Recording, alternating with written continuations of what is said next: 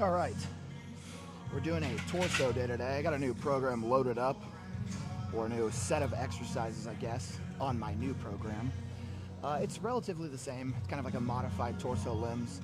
I got to a couple weeks into the other program and I returned to jiu-jitsu, so just made some modifications to the current program I have and made some exercise selection switches because I was getting a little tired or a little boring of what I was doing. Largely it's the same for exercise selection because I know what exercises I like and I've been progressing, but there's some new stuff in there. So today we're starting with bench. We're gonna do 365 for hopefully 5 or 6. If I get 5, it'll match. 6 is one extra. And I did, I think 375 for 5 last week, if I'm not mistaken. So hopefully I get 6 on 365. That should be honestly my goal. I can't remember if I got 4 or 5 on 375, but we'll find out. I'm gonna get a spot for this though, chalk up and get in the zone. So we'll jump to that. 2, 1, got it.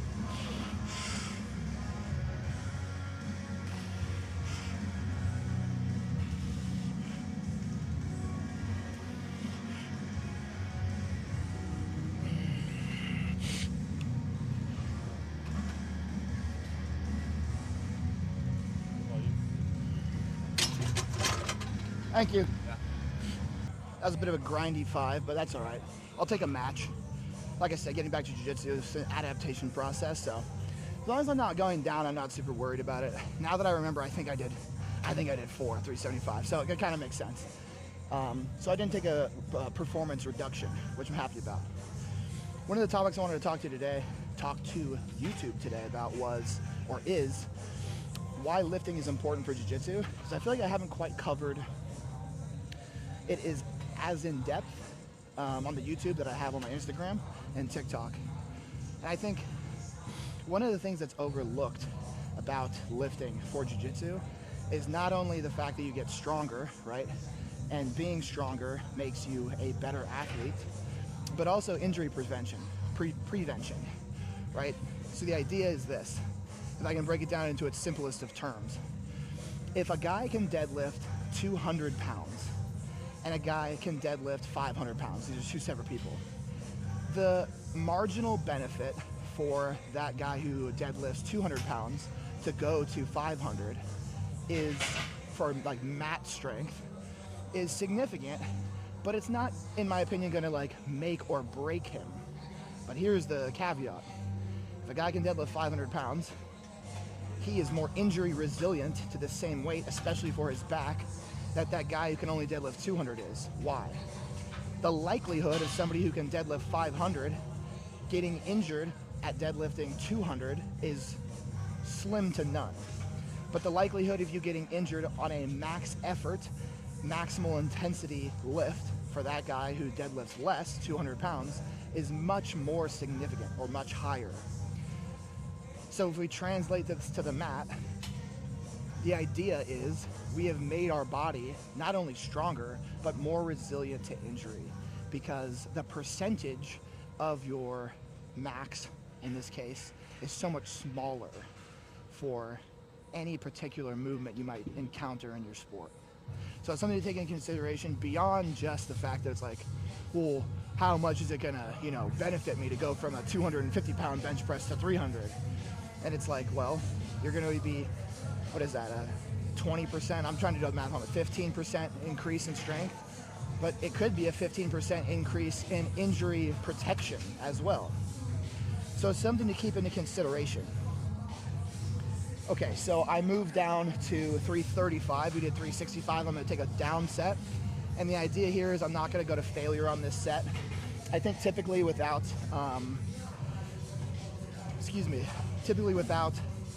doing the first set, I could probably take this for a set of 8, maybe 9. So I'm thinking maybe 6 or 7 is in the ballpark here for keeping a rep, maybe even 2 in reserve on the second set. I don't really like, for my bench at least, for other exercises it's less important, but for bench, because it's a little bit more higher injury potential, taking all my sets to failure, especially if I'm trying to focus on just the strength increase.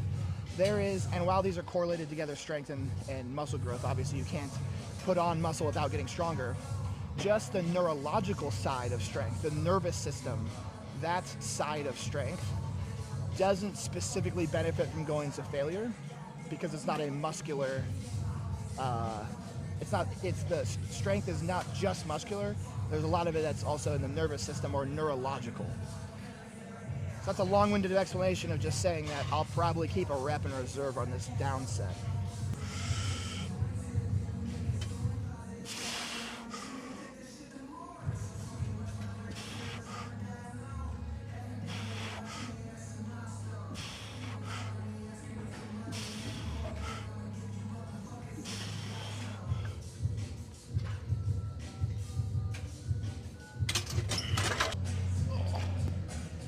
Okay, we're gonna do 2 sets of incline and then move over to the pec deck. I'm only doing 2 chest days. It's not a chest day, but I'm only hitting chest twice a week now, so I'm gonna ramp the volume up just a little bit on each of the chest days.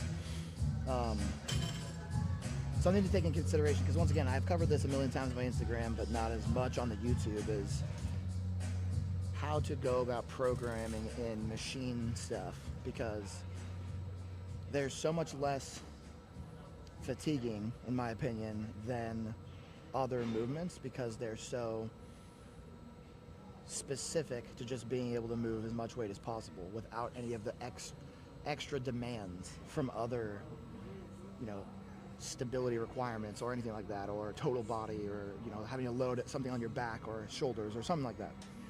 And the idea here is not to avoid loading your spine, not to avoid doing free weights or anything like that, but being a little bit more intelligent with how you go about it. You don't need to, let's say you want to hit a hinge, a squat, and an overhead press. All those load your back.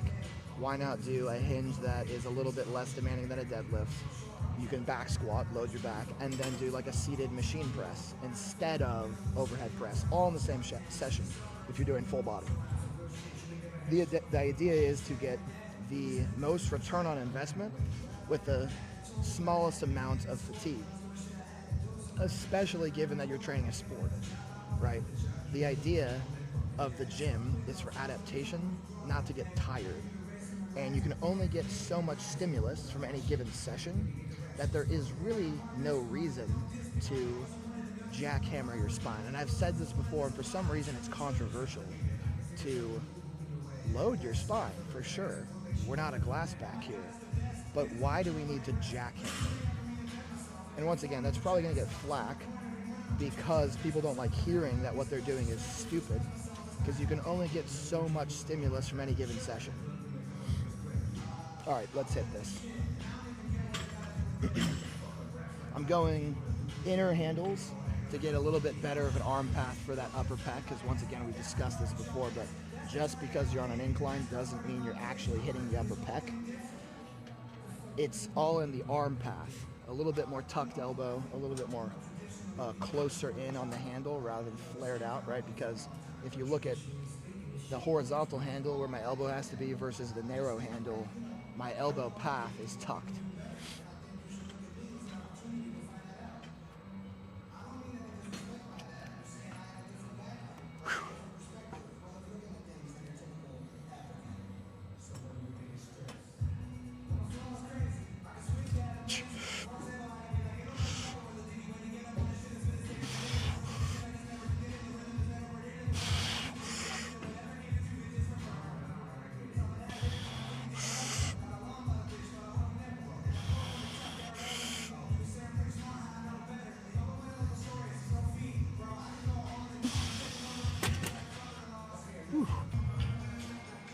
Okay, one more set here, and then we'll move over to the pec deck.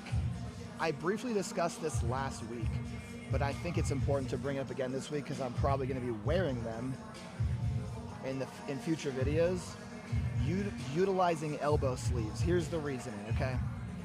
I'm going to be training in some capacity, either pulling, biceps, pushing, or triceps, so the elbow, in some capacity around 4 times a week, with multiple sets obviously on those sessions. Combine that with the isometric demand and squeezing at the elbow and pushing and framing, at the elbow in jiu-jitsu, it's going to overload the elbow a lot. Or load, I shouldn't say overload, it's going to load the elbow a lot. And so my idea behind wearing elbow sleeves, I'm not going to wear them for bench because I am a purist, but for my other pushing movements, I'm going to be wearing elbow sleeves to take some relief off of the elbow and put it more where I want it, which is where the elbow the tricep has the best leverage is at the end, where the sleeve will be straight, not flexed. So I'm still going to be getting the stimulus from the triceps, and the adduction, the humerus towards the chest, right, is not going to be affected by an elbow sleeve. So it just kind of goes into this whole the way that I think about even programming and using equipment in the same way that I would program in a machine, utilizing elbow sleeves to manage fatigue at a certain part of your body to get the desired effect.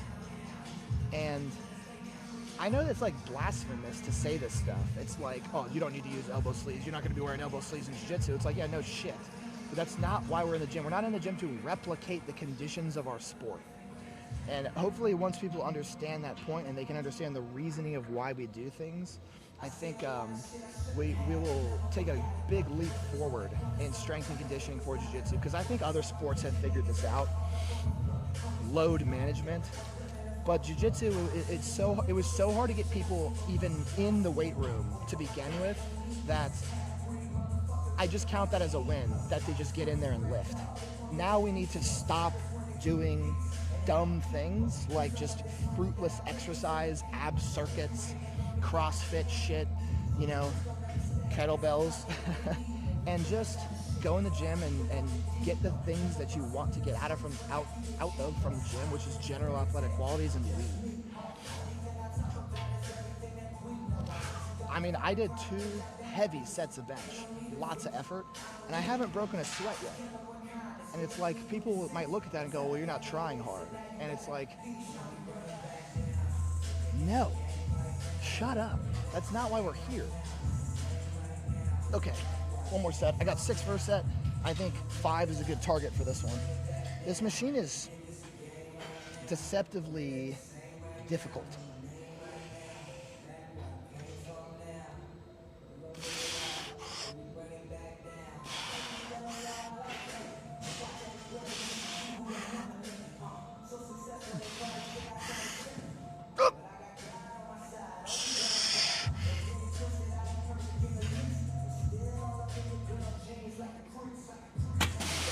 Woo.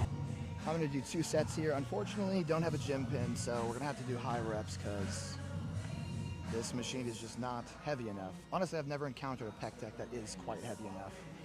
I think they have a plate loaded actually over there, but I hate it. It's dog shit, so I have to use this one because this one feels nice. And I'd rather have it feel nice and do higher reps than do lower reps on a machine that sucks. So yeah, 2 sets here, and we'll move on to back. I got 2 movements for back and one movement for front delt. So we're moving kind of slow today, so I'm gonna pick up the pace a bit. Recording always, I always end up spending an hour and a half, sometimes 2 hours in the gym when I'm recording. If I'm not, it doesn't get in the way as much.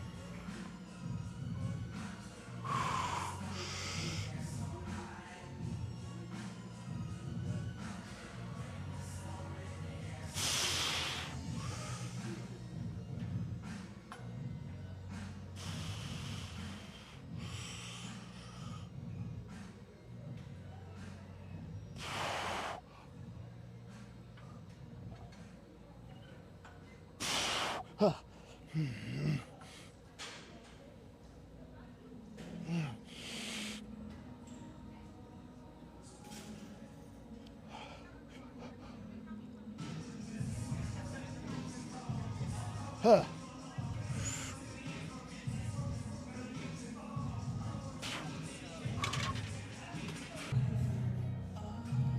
Oh, man, this is crazy. I just got done messaging with a client who, I'm not coaching him specifically for nutrition, but I'm coaching him for lifting, and he was talking about his diet, and he was talking about how he's eating 1,700 calories and not losing weight at like 200 pounds. I'm like, what the hell is this kid doing? And he showed me how he was tracking his food, and he was using Cal AI, an an AI calorie tracking app. And I was like, brother, it's gone too far. Because I see people promote that dumb shit all the time. Don't fucking use that shit. Can't take a picture of your food and track it. Fuck out of here.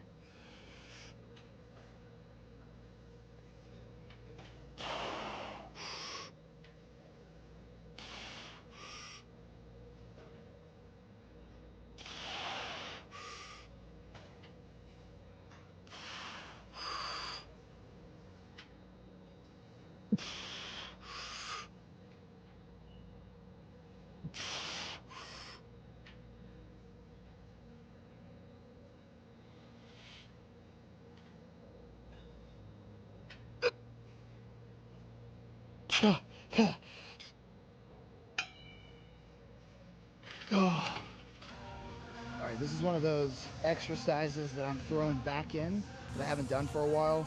I really fuck with this machine. The only problem is the other gym that I go to, the other House of Gains. Hopefully my head's not cut off in frame. I'm not going to reset the camera, but the other House of Gains, this machine, the rails fucking sucks. So I tried out this one with a little bit less weight to see if it's any better, and it's much, much better. I also am not putting the seat on because I kind of want to get a little bit of spinal erector work in. Because now that I'm programming deadlifts back in, I can get a little bit of that from heavy rows without having my back braced up against the pad, right? So it's just another, kind of goes back under that same philosophy of like taking the stimulus where we want it and managing the fatigue where we want it. I'm going to get a little bit more from my lower back without the pad behind me. So just something to take in consideration. Okay.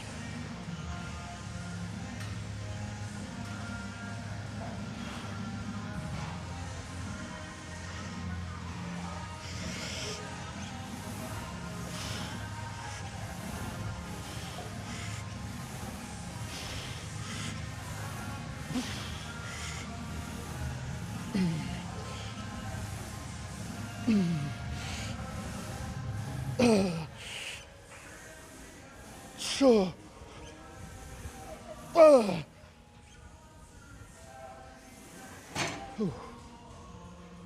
Okay, I'm gonna count that as 10. I didn't finish that last rep. One more set here. We'll move on to lat pull down.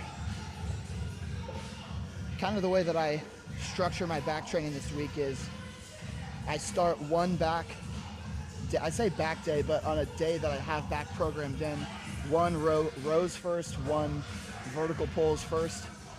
So I'll do rows today first, then lat pull down, and then my next day that I have back training, I'll do weighted pull-ups and then chest supported T-bar rows.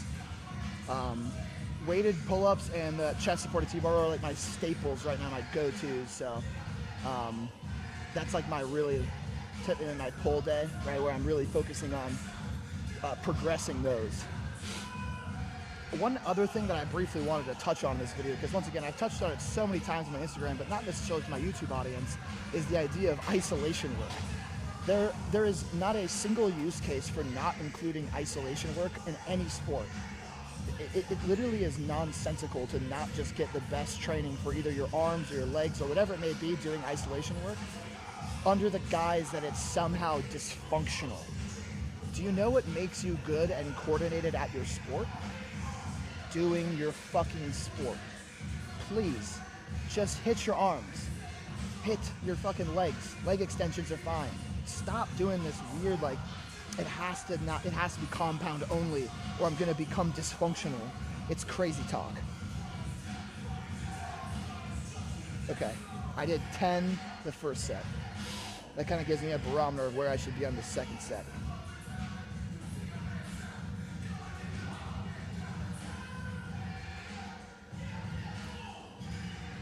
One thing I like to focus on my rows is setting up like a deadlift, pulling my lats into place, kind of protecting my armpits is a cue that people use on deadlifts.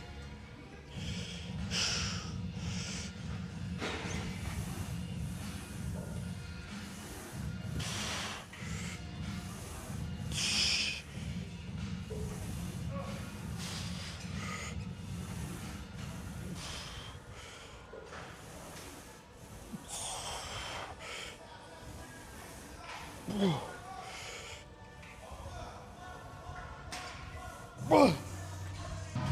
got lat pull downs and we got machine seated shoulder press. Other than that, we're gonna knock those out and get out of here. I think one of the things too I've briefly or haven't discussed enough on here as well is like training your shoulder. The foundation of your shoulder, all heads of the shoulder, is a press. A press is enough to grow your entire shoulder. However, if you want to grow it maximally, yes, you need a lateral raise. I'm not saying don't do it, but your priority should be a press. And an actual vertical press, not where you slide your butt all the way up and lean back. Like it actually has to be a vertical torso. Because the more you lean back, the more you're going to be using your chest. So that's something to keep in mind as well. Okay, lat pull down.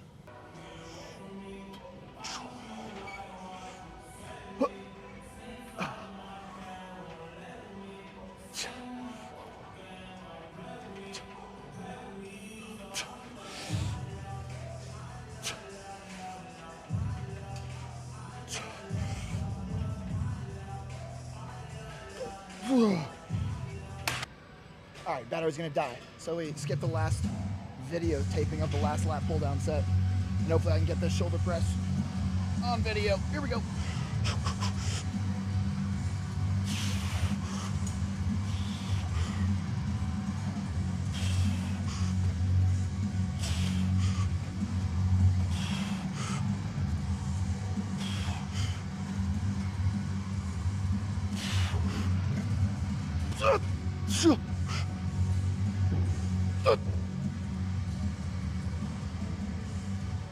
All right, let's see if we can get any posing before the camera dies.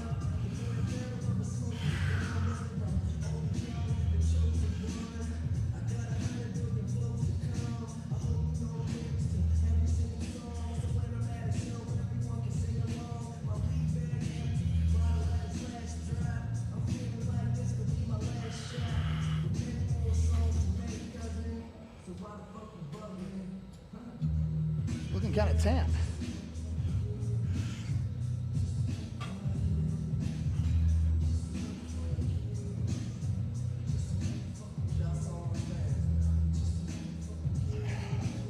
Hell yeah.